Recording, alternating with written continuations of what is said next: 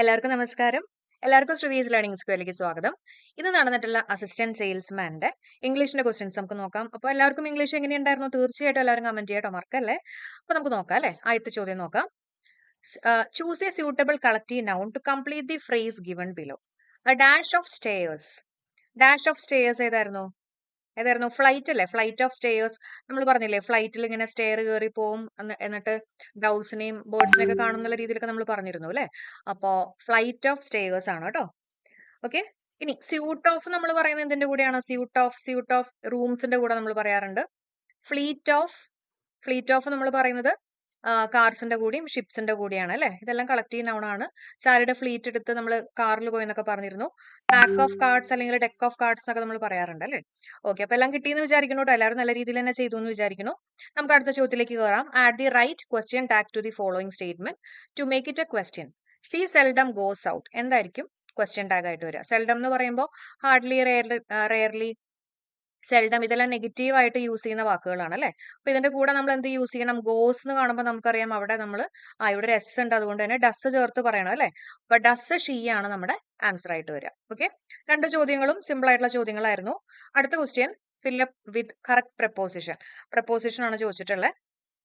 അപ്പൊ Rohan is interested dash learning new languages. Interested in learning new languages എന്നാണ് നമ്മൾ പറയുക. ഇൻട്രസ്റ്റഡ് ഇൻ, അതും കുഴപ്പമില്ലാത്തൊരു ചോദ്യം തന്നെയായിരുന്നു. ഇനി അടുത്ത question, choose the following sentence from active to passive. ആക്റ്റീവിനെ പാസീവിലേക്ക് ആക്കാനാണ് പറഞ്ഞിട്ടുള്ളത്. നമ്മുടെ ക്വസ്റ്റ്യൻ ഇതാണ്, my cousin has drawn this picture. അപ്പൊ ഇതിനെ പാസീവ് ആക്കുമ്പോൾ എങ്ങനെയാക്കുക? നമ്മൾ എപ്പോഴും പറയുന്നതാണ്, ഹാസ് പ്ലസ് V3 ഉണ്ടെങ്കിൽ, ഹാസ്, ഹാവ്, ഹാഡ് ഒക്കെ ഉണ്ടെങ്കിൽ നമ്മൾ ബീൻ ചേർത്ത് പറയും അല്ലെ. അപ്പൊ ഹാസ് ബീൻ ഡ്രോൺ എന്ന് വേണം പറയാൻ. My cousin has drawn this picture. എങ്ങനെ വരും? This picture has been drawn by my cousin ആണ് ആൻസർ ആയിട്ട് വരിക. ഓക്കെ, ബീൻ ഉണ്ടല്ലോ, വേറെ എവിടെയും ഇവിടെ ഒരു ബീൻ ഉണ്ട്, പക്ഷെ നമ്മൾ സെയിം ടെൻസ് തന്നെ യൂസ് ചെയ്യണം. അതുകൊണ്ട് തന്നെ ആൻസർ ഓപ്ഷൻ സി ആണ്. ഒരു കാര്യം കൂടെ പറഞ്ഞേക്കട്ടെ, ഇനി വരാൻ പോകുന്ന ഡിഗ്രി ലെവൽ എക്സാമിനേഷന് വേണ്ടിയിട്ട് village field assistant, company board assistant, അങ്ങനെയുള്ള ഡിഗ്രി ലെവൽ എക്സാമിനേഷന് വേണ്ടിയും +2 ലെവൽ എക്സാമിനേഷന് വേണ്ടി 10th ലെവൽ, ഇതിനൊക്കെ വേണ്ടിയിട്ട് നമ്മൾ ഇംഗ്ലീഷിന് മാത്രമായിട്ടുള്ള കോഴ്സുകൾ അവൈലബിൾ ആണ്. നമ്മൾ നാളെ സ്റ്റാർട്ട് ചെയ്യുന്ന ഡിഗ്രി ലെവൽ എക്സാമിനേഷൻ വേണ്ടിയിട്ട് നാളെ സ്റ്റാർട്ട് ചെയ്യുന്ന കോഴ്സുകൾ ഉണ്ട് കേട്ടോ. ആർക്കെങ്കിലും ജോയിൻ ചെയ്യാൻ താല്പര്യം ഉണ്ടെങ്കിൽ തീർച്ചയായിട്ടും നമ്മുടെ ക്ലാസ്സിൽ ജോയിൻ ചെയ്യുക. അപ്പൊ അതിന്റെ ലിങ്ക് ഞാൻ കമന്റ് ആയിട്ട് പിൻ ചെയ്തേക്കാം. വാട്സ്ആപ്പ് ഗ്രൂപ്പിന്റെ ലിങ്ക് കമന്റ് ആയിട്ട് പിൻ ചെയ്തേക്കാം. പ്രൈസ് 399 റുപ്പീസ് ആണ്. LP UPക്കും കൂടിയിട്ട് നമ്മൾ സ്റ്റാർട്ട് ചെയ്യുന്നുണ്ട്. ഓക്കെ, അപ്പൊ നമുക്ക് അടുത്ത ചോദ്യത്തിലേക്ക് കയറാം. Wide means the same as. Wide എന്ന് പറഞ്ഞാൽ എന്താ? വളരെ ബ്രോഡ് ആയിട്ട് അല്ലെ. വൈഡ് ആയിട്ട് നമ്മൾ പറയില്ലേ, അപ്പൊ ബ്രോഡ് ആയിട്ട്. Replace the underline word in the following sentence with suitable phrasal verb. We will cancel the trip if the whether is bad. എന്താണ് ക്യാൻസലിന് പറ്റിയിട്ടുള്ള അല്ലെങ്കിൽ അതിന് യൂസ് ചെയ്യുന്ന ഫ്രേസൽ വെർബ്? നമ്മൾ ഒരുപാട് തവണ ഡിസ്കസ് ചെയ്തിട്ടുള്ളതാണ്. ക്യാൻസൽ എന്ന് പറയുമ്പോൾ ഏതാ വരിക? കോൾ ഓഫ് ആണ് അല്ലെ. കോൾ ഓഫ് ആണ്. നമ്മൾ ഫോൺ കോൾ എടുത്തിട്ട് ഓഫ് ചെയ്യാന്ന് പറഞ്ഞാൽ ക്യാൻസൽ ചെയ്യാന്നൊക്കെ നമ്മൾ പഠിച്ചിട്ടുള്ളതാണ് അല്ലെ. കോൾ ഓൺ എന്ന് പറഞ്ഞാൽ എന്താ? കോളിംഗ് ബെൽ ഓൺ ചെയ്യുന്ന എപ്പോഴാ? വിസിറ്റ് എ പേഴ്സൺ ആയിരുന്നു. ഗോ ഓഫ് എന്ന് പറഞ്ഞാൽ എന്തായിരുന്നു? പോയിട്ട് ഓഫ് ചെയ്തില്ലെങ്കിൽ കുക്കർ പൊട്ടിത്തെറിക്കും. എക്സ്പ്ലോഡ് എന്നുള്ളതായിരുന്നു ഗോ ഓഫ്. ഗോ ഓൺ എന്ന് പറഞ്ഞാൽ കണ്ടിന്യൂ. എല്ലാവർക്കും ഓർമ്മയുണ്ടെന്ന് തന്നെ വിചാരിക്കുന്നു കേട്ടോ.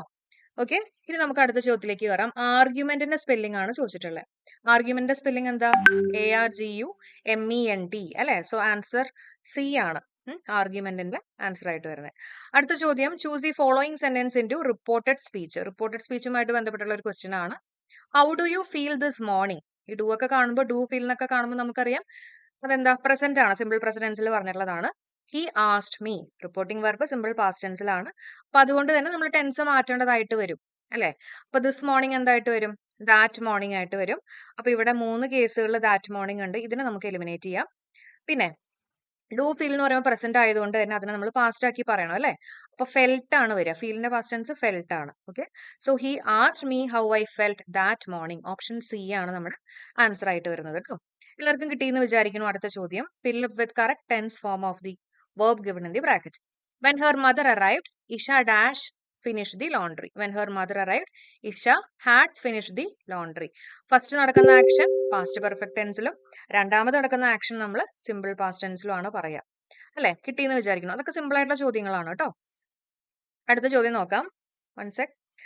Complete the following sentence suitably. Unless you study well dash. Okay. Unless you study well. Unless എന്ന് പറഞ്ഞാൽ ഇഫ് നോട്ട് ആണ് അല്ലേ? ഇഫ് നോട്ട് ആണ്, അതേപോലെ തന്നെ ഇത് V1 ആണ്. അപ്പൊ നമ്മൾ എന്ത് ചേർക്കണം? അപ്പുറത്ത് വില്ല് പ്ലസ് V1 ചേർക്കണം. പിന്നെ മീനിങ് കറക്റ്റ് ആക്കാൻ വേണ്ടിയിട്ട് ഒരു നോട്ടും കൂടെ ചേർക്കേണ്ടതായിട്ട് വരും. So unless you study well you will not pass the exam ആയിരിക്കണം അല്ലെ? You will not pass. Okay. അപ്പൊ ഇതാണ് നമ്മുടെ ചോദ്യങ്ങളായിരുന്നത് കേട്ടോ. അപ്പൊ എങ്ങനെയുണ്ടായിരുന്നു ഇംഗ്ലീഷ്? എല്ലാവർക്കും ഫുൾ മാർക്ക് കിട്ടാൻ പറ്റുന്ന ഒരു ഇംഗ്ലീഷിൽ ഫുൾ മാർക്ക് കിട്ടാൻ പറ്റുന്ന ഒരു ക്വസ്റ്റ്യൻ പേപ്പർ തന്നെയായിരുന്നു. അതേപോലെ തന്നെ നേരത്തെ ഞാൻ പറഞ്ഞ പോലെ ഇംഗ്ലീഷ് ആർക്കെങ്കിലുമൊക്കെ ബുദ്ധിമുട്ടായിട്ട് തോന്നുന്നുണ്ടെങ്കിൽ, അല്ലെങ്കിൽ പഠിച്ചിട്ട് ശരിയാവുന്നില്ല എന്നൊക്കെ തോന്നുകയാണെങ്കിൽ തീർച്ചയായിട്ടും നമ്മുടെ കോഴ്സിൽ ജോയിൻ ചെയ്യുക. തീർച്ചയായിട്ടും നിങ്ങൾ ഇമ്പ്രൂവ് ചെയ്യും. അപ്പോൾ കോഴ്സിൽ ജോയിൻ ചെയ്തിട്ടുള്ള ആൾക്കാർ നമ്മുടെ ക്ലാസ് ഒക്കെ എങ്ങനെയുണ്ടായിരുന്നു എന്ന് കൂടി ഒന്ന് കമന്റ് ചെയ്യാം കേട്ടോ. അപ്പോൾ thank you so much for supporting. Have A nice day. Thank you all.